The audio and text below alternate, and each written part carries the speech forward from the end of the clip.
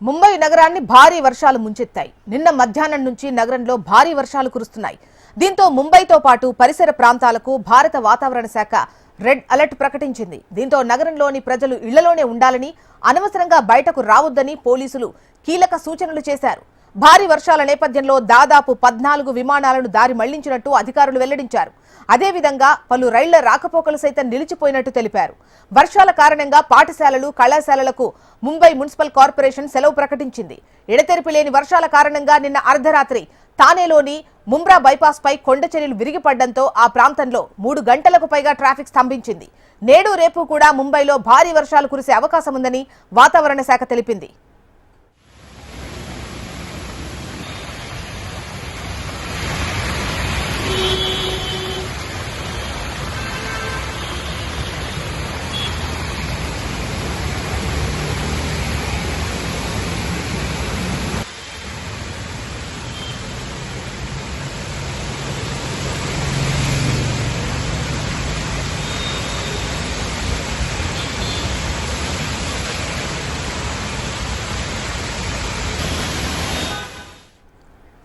ముంబై నగరాన్ని భారీ వర్షాలు ముంచెత్తాయి. నిన్న మధ్యాహ్నం నుంచి నగరంలో భారీ వర్షాలు కురుస్తున్నాయి.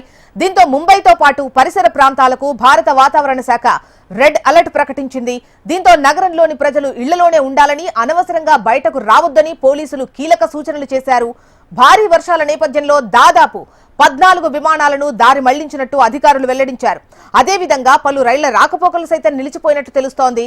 వర్షాల కారణంగా పాఠశాలలు, కళాశాలలకు ముంబై మున్సిపల్ కార్పొరేషన్ సెలవు ప్రకటించింది.